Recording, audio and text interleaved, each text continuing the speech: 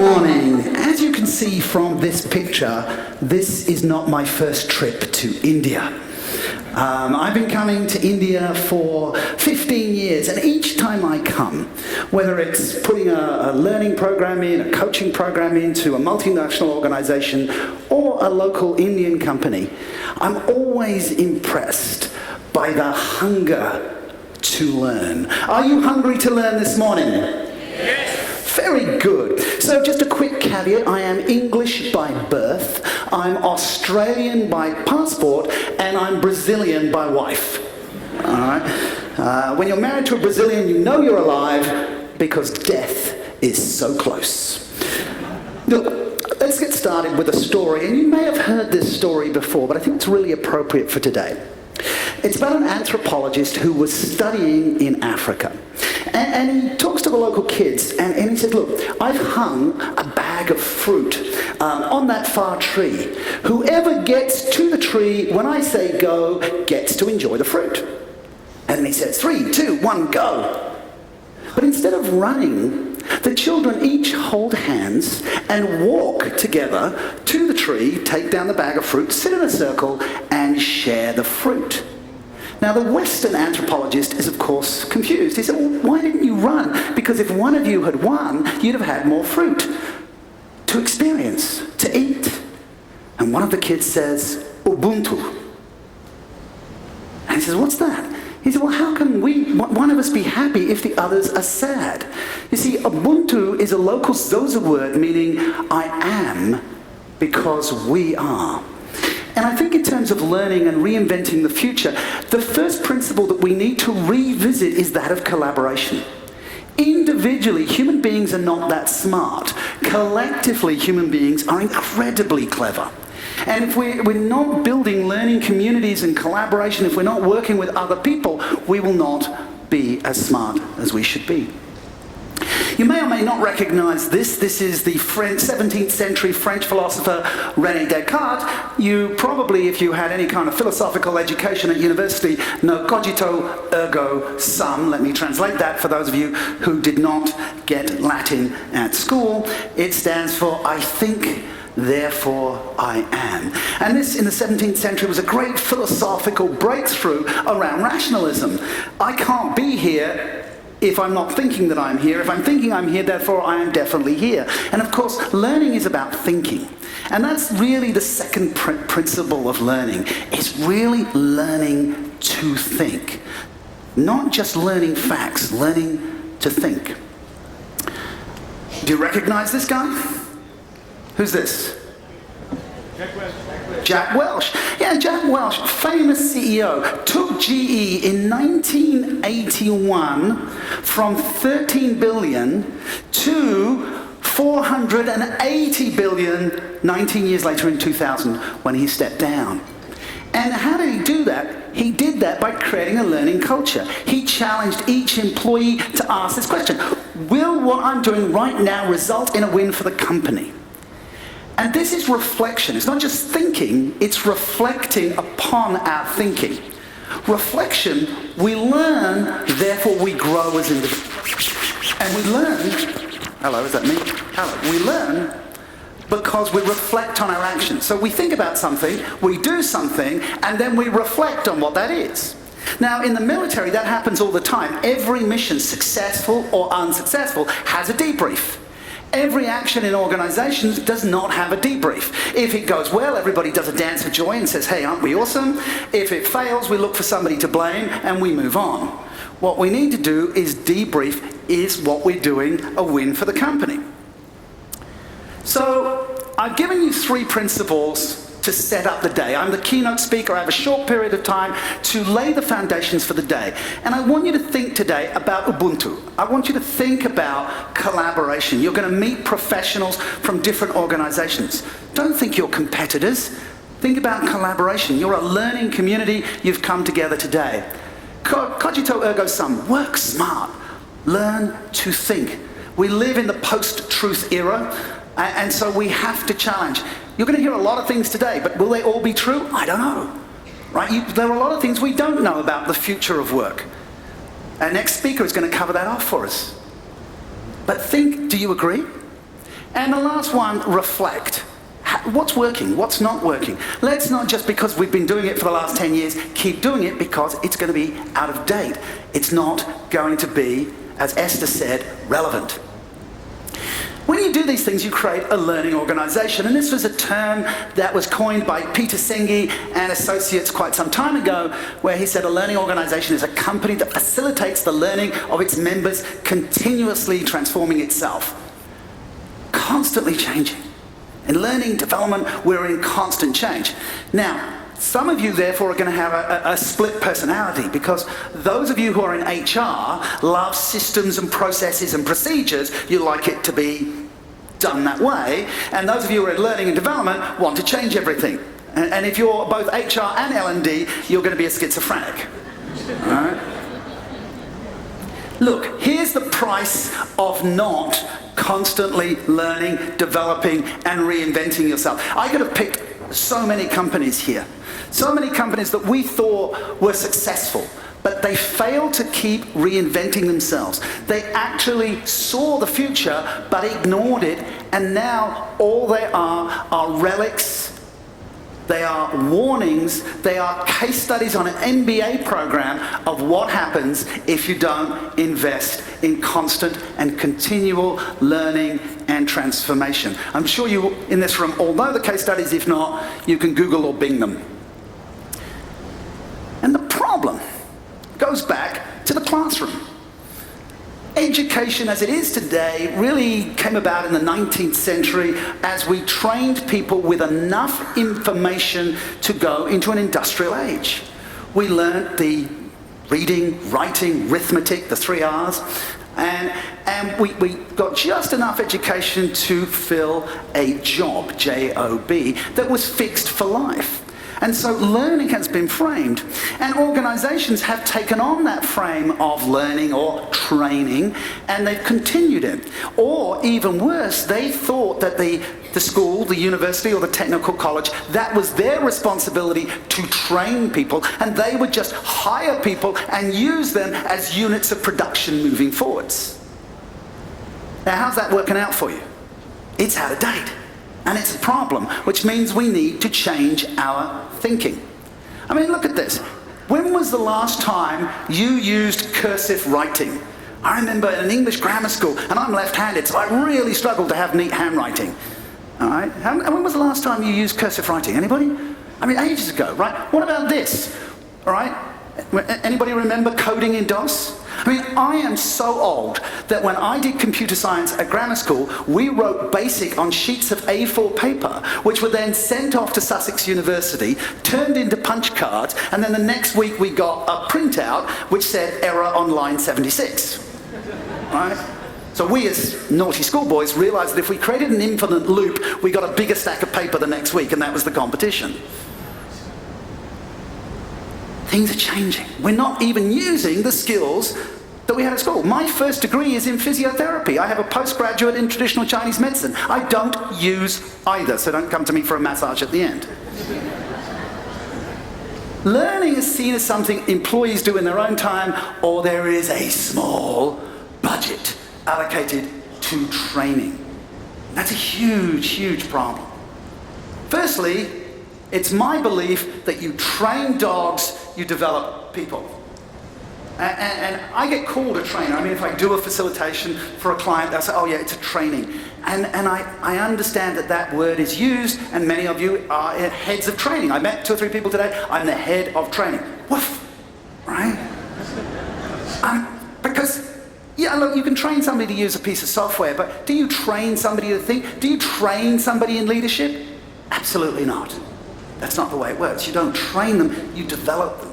And you need to shift the ownership to the whole organization in terms of the way we learn and we see learn. 2019, this year, a LinkedIn study showed that 94% of employees say they would stay at a company longer for this reason. Hint, it's not money. And the answer we all know is the opportunity to learn. 94%. And this, in terms of millennials, this is their number one reason for staying. About a quarter of millennials said the reason we stay in our current company, that's millennials and Gen Z these days, the reason we stay in our company is because there's a learning opportunity. 27% said the reason we left the company is because we didn't learn. We didn't learn anything, so why stay? So learning makes business sense. So why don't we invest in it? Why is there always a limited budget for developing, for learning, and if we still use the old term, training? Quick show of hands, who here struggles to get enough budget for your learning and development needs? Okay, so I'm speaking to the converted, right? I'm preaching to the choir. So how do we change that, right? This young lady here is a market and business development manager. It's a real photo, but I'm not using her name or her company because she said, please don't, because I might get fired if you speak about this, but please do. Now, I was giving a leadership lecture at Singapore Management University, and I mentioned that I do a whole bunch of things around women in leadership. And so she said, would you come to my organization and talk to the women in my organization about how they can step up into a leadership position? I said, absolutely. And then we got to the hard bit, which of course was budget. And she had to go to department after department on her hands and knees and beg. It took her 9 months, and I gave her a huge discount because I'm absolutely passionate, but I've got 3 kids at private school in Singapore, and so I still need to get paid, right? But she begged and begged and begged. Now, apart from the fact that having more women in leaders in an organization increases productivity, right? There is study after study after study that says having more senior leaders is profitable. Why is there no investment? What should the percentage of a company's investment in learning be? Should it be 1% of gross? 5%? 10%? What if it was the same budget as marketing?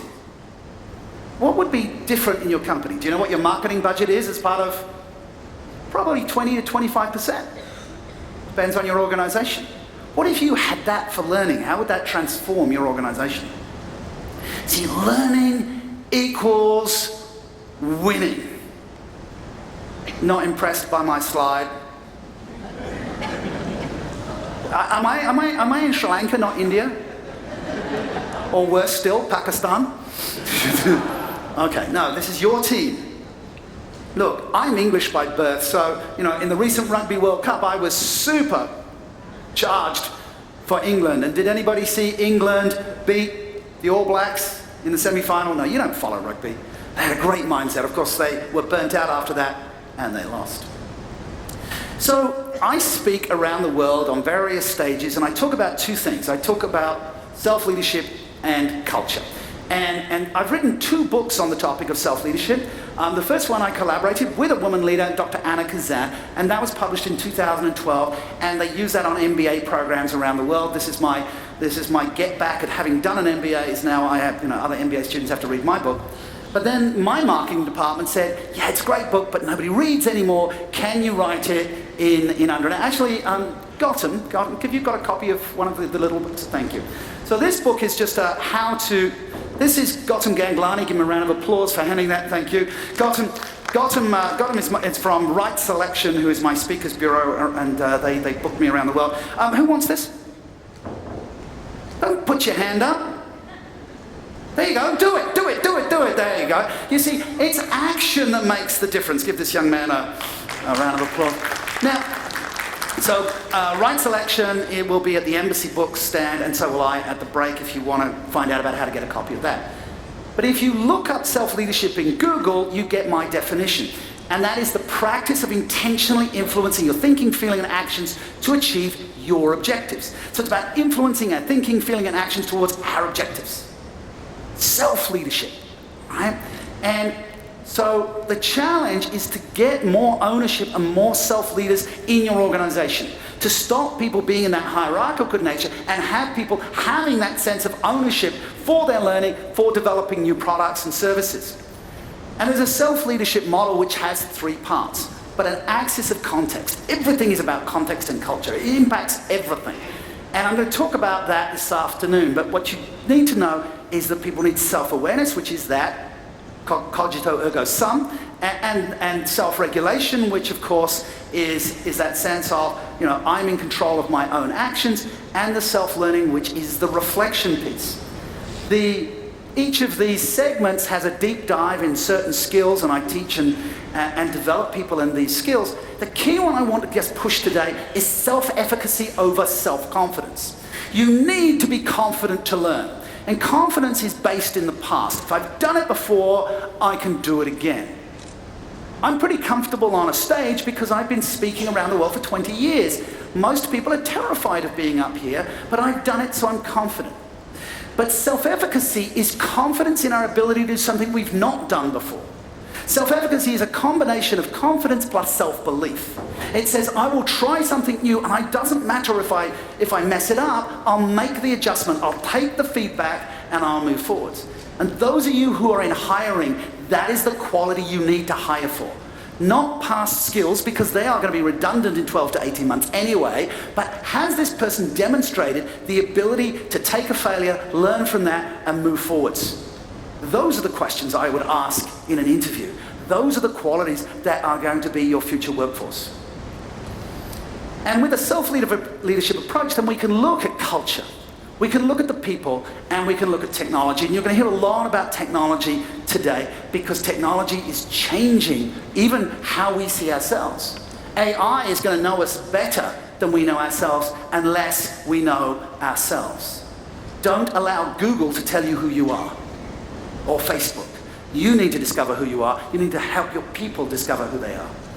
And then it gets complicated. Now, I know L&D people love models. And so this is a whole bunch of leadership models on one slide. And everybody's going to get their phones out. That's fine. For those of you who are coming to the masterclass with me at 2:45, I will deconstruct that for you. I don't know whether you can still register for that. You'll just check whether you can still come. I will do that. For those of you who are not coming to the masterclass with me this afternoon, would like to know more, here's what I've got for you, a QR code. I'm going to do a 1-hour webinar on this later this month. And if you want to come to that, or there are leaders in your organization who you need me to say, invest in learning, sign them up for this free webinar that's happening later this month. And even if you don't think you've got the time, register for it anyway, because then you can ask for the recording. I won't know if you haven't registered. In chaos theory, there's this metaphor that if a butterfly flaps its wings in New Mexico, it will cause a hurricane in China. The principle is that small changes in the initial state of a system can lead to massive changes later down the track. Small changes in your mindset in this room today, a decision to do a new action, will have massive ramifications, even legacy. Being 2 years shy of 60 and having been doing this work for 20 years, I get people coming to me and saying, thank you, thank you, thank you. You don't remember me, but 7 years ago you did this, and now I'm here, and this is incredibly good for my heart. It doesn't pay my kids' school fees, but it's good for my heart. You can leave a legacy. Remember, collaborate, right? Think. Reflect on your thinking, your actions, make adjustments. Make this your mindset. Do not think fixed, I know everything. And if your leaders aren't demonstrating everyday learning, if they aren't learning something new, we have a problem. I congratulate each and every one of you for being here today because you've made the commitment to learn. Margaret Mead, an American anthropologist in the 60s and 70s, said this: never doubt that a small group of thoughtful, committed citizens can change the world. Indeed, it's the only thing that ever has. Each of you has a huge responsibility for the people in your organizations to help them to learn and to be relevant for the coming transformation in the workplace. Are you up for the task? Well then, thank you very much. My job is done.